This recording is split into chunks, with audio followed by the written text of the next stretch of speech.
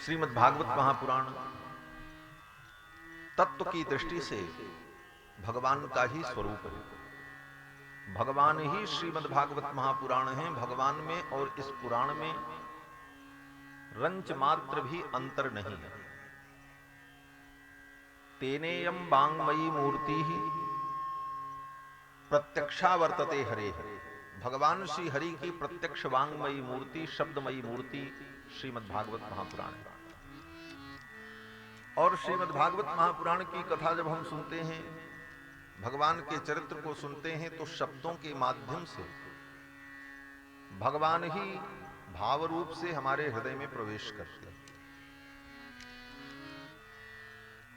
प्रविशति हृदि तेषाम भक्ति सूत्रोपनद्ध।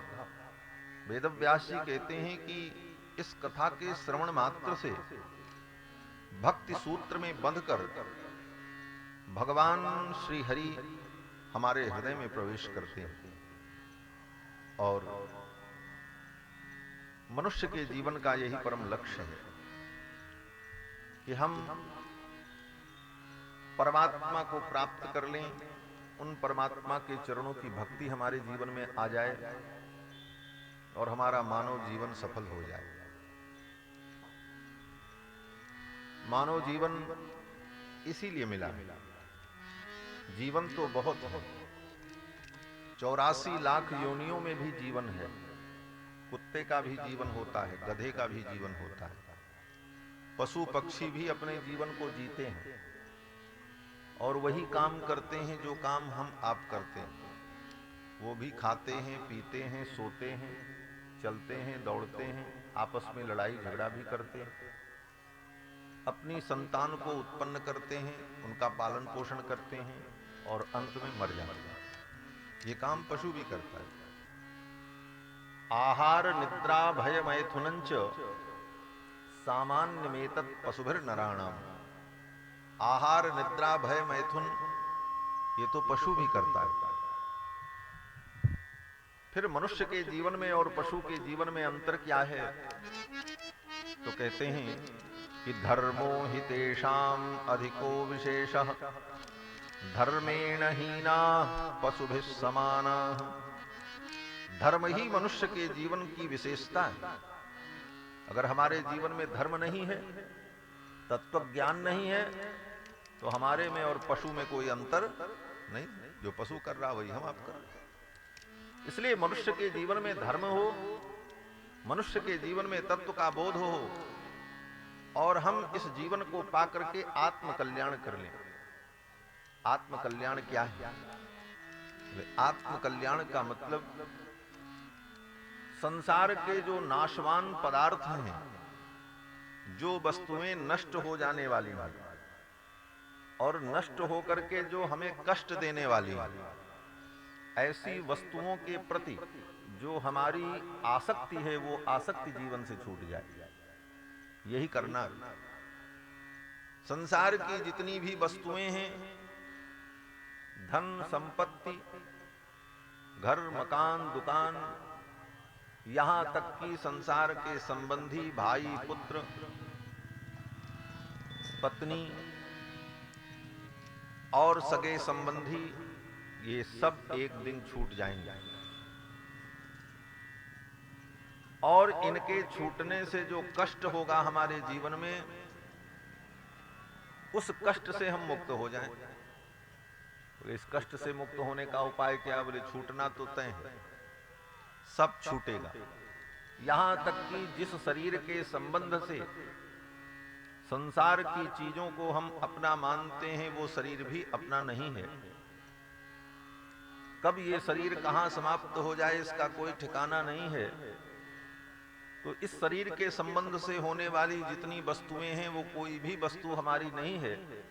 इस बात को हम ठीक ठीक मान लें, समझ लें, तो हमारी आसक्ति छूट जाए।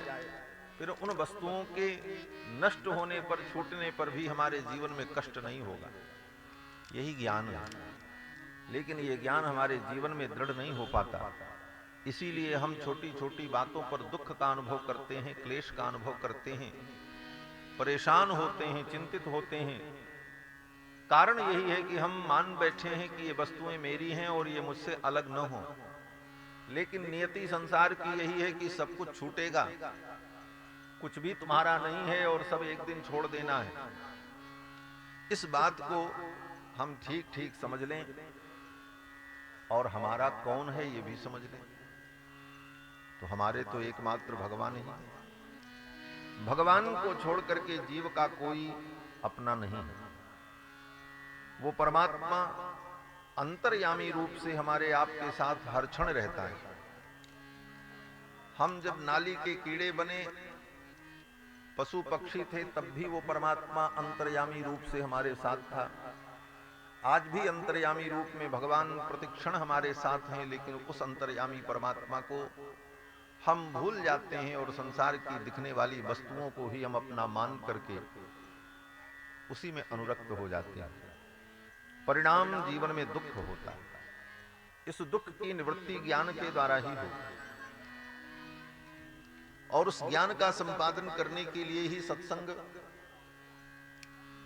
पुराण की कथा, महापुरुषों का आश्रय इसीलिए लिया जाता है। श्रीमद् भागवत महापुराण में इसी ज्ञान का प्रतिपादन श्री वेदव्यास जी ने किया है और श्री सुखदेव जी ने राजा परीक्षित को सुनाया है। महाराज परीक्षित को जब शाप हो गया कि आज के 7वें दिन तुम्हारी मृत्यु हो जाएगी, तो परीक्षित के जीवन में दुख न हो, मृत्यु का भय समाप्त हो जाए, सब कुछ छूट जाएगा, इसका जो भय है वो भय निवृत्त हो जाए, इसीलिए सुखदेव जी ने राजा परीक्षित को यह कथा सुनाई। श्रीमद् भागवत महापुराण की कथा बड़ी गंभीर और बड़ी तत्वमयी है। श्रीमद् भागवत महापुराण की व्याख्या पूर्ण रूप से कोई मनुष्य कर नहीं सकता। ये तो हम लोग अपनी गति और मति के अनुकूल जितना समझ पाते हैं। श्रीमद् भागवत महापुराण में 18,000 श्लोक हैं। एक श्लोक की व्याख्या करने के लिए 18,000 श्लोक की कोई रचना करने की क्षमता रखता हो, ऐसा विद्वान पुरुष भी भागवत के सारे तत्व का वर्णन नहीं कर सकता। इतना गंभीर ग्रंथ है, समस्त वेदों का सार है। निगम कल्पतरोर गलितम फलम शुकमुखादमृत द्रव संयुतम पिबत भागवतम रसमालयम मुहुरहो रसिका भुवि भावुकाः। निगम कल्पतरोर गलितम फलम, ये वेद रूपी वृक्ष का पका हुआ फल है। वेद का जो ज्ञान है, वेदों में जो तत्व है, वही रस रूप में, फल के रूप में, श्रीमद् भागवत महापुराण के रूप में हमें प्राप्त हुआ है। और वेद क्या है? बोले वेद अनादि है और अनंत है। अनंताः वै वेदाः, ज्ञान का भंडार जो वेद है वो अनंत है, और उस अनंत वेद का ही ये फल श्रीमद् भागवत महापुराण रस रूप, जिसमें सुंदर ललित कथाओं के माध्यम से भगवान के दिव्य मंगलमय चरित्र